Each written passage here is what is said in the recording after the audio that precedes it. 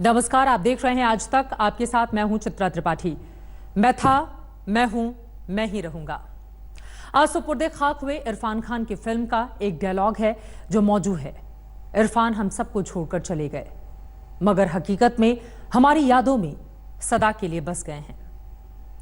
आज हमारी और आपकी आंखें नम जरूर हैं, लेकिन जरूरी है कि हम ऐसे महान कलाकार को उसकी कला के जरिए श्रद्धांजलि दें।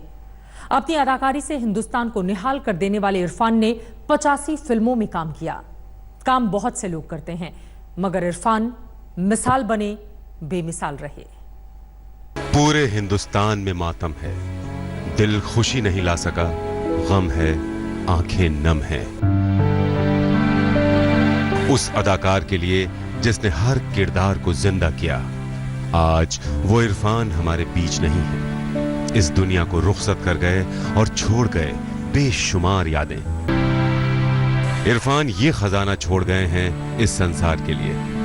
1988 से लेकर 2020 तक के अपने रचना संसार में उन्होंने ये यादें छोड़ी हैं जिन्हें दर्शक चाहते और सराहते रहेंगे। फेहरिस्त लंबी है। उनका फिल्मी सफर 85 फिल्मों तक चला। सबसे आखिर में आई इंग्लिश मीडियम। कैंसर से जूझने के दौरान ही उन्होंने इस फिल्म की शूटिंग पूरी की और अपने शानदार अभिनय से एक बार फिर दिलों को लुभाया। नए जमाने की एक महत्वाकांक्षी लड़की के पिता के रोल में वो छाप छोड़ी जो अमिट है।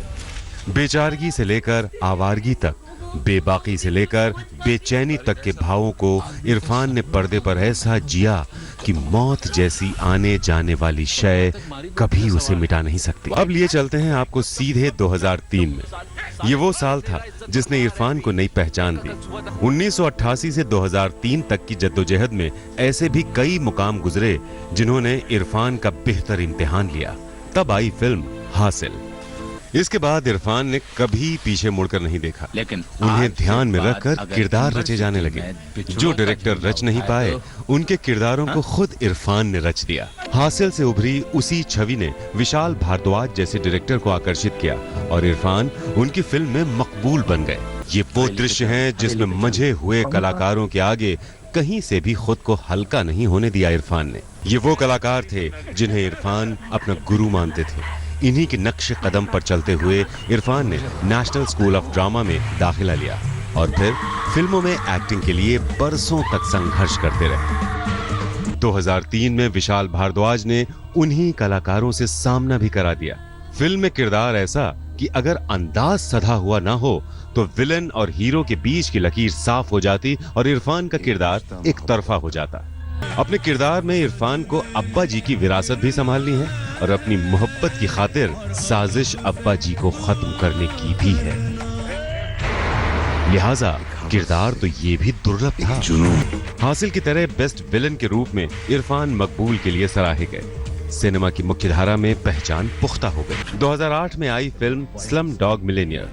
यूं तो इरफान का रोल उनके कद के मुकाबले छोटा था, लेकिन इंस्पेक्टर के किरदार को भी उन्होंने धमाकेदार अंदाज में निभाया। 2012 में आई पान सिंह तोमर ने इरफान को मानो जननायक बना दिया। ये उस साल की सबसे चर्चित फिल्म रही और इसके लिए उन्होंने नेशनल अवार्ड भी जीता। देश में डाकुओं का दौर खत्म हो चुका था, लेकिन उन्होंने इस भूमिका को पर्दे पर ऐसे साक्षात किया मानो वो उन्हीं के बीच में सालों साल रहे हों। मोड़ा का जान पकड़ ना पाओगे। दो ही चीज बचा सकत है हमको,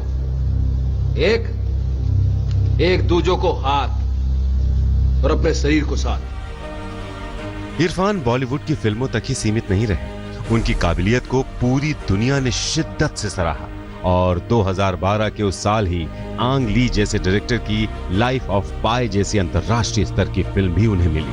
फिल्म में तूफानों में घिरे इरफान ने पूरी दुनिया में तूफान मचा दिया। साहिब, बीवी और गैंगस्टर में इरफान खान ने एक नए तरह की खलबली मचाई। फिल्म महिला प्रधान थी, लेकिन वाहवाही इरफान ले गए। लंच बॉक्स को कोई कैसे भुला सकता है। इस फिल्म में उन्होंने लीक तोड़ने वाला अभिनय किया। फिल्म जब खत्म हुई तो दर्शकों को ये लगता रहा कि अभी खत्म क्यों हो गई फिल्म, उसे तो घंटों घंटों तक जारी रहना चाहिए था। ये बात 2013 की है। 2014 में यह सिलसिला हैदर और 2015 में तलवार और पीकू जैसी फिल्मों के साथ बढ़ा। इरफान अमिताभ जैसे महानायक के सामने बेहतरीन अभिनेता के तौर पर सराहे गए। 2016 की फिल्म मदारी का वो दृश्य शायद दूसरा कलाकार इतने दमदार तरीके से कर ही नहीं सकता था जैसे इरफान ने किया। उस फिल्म में अपने बच्चे की मौत के बाद किया गया उनका अभिनय पूरी कायनात को रुला गया। इरफान दुनिया छोड़ गए, लेकिन दिलों में हमेशा जिंदा रहेंगे। कलाकार कभी मरता नहीं, अपनी कला में आबाद रहता है। आज तक ब्यूरो। नमस्कार, मैं हूं अंजना ओम कश्यप। हमें उम्मीद है ये वीडियो आपको पसंद आया होगा। लेटेस्ट खबरों के लिए यूं ही देखते रहिए आज तक, और इस वीडियो के पसंद आने पर लाइक, शेयर एंड सब्सक्राइब करना ना भूलें।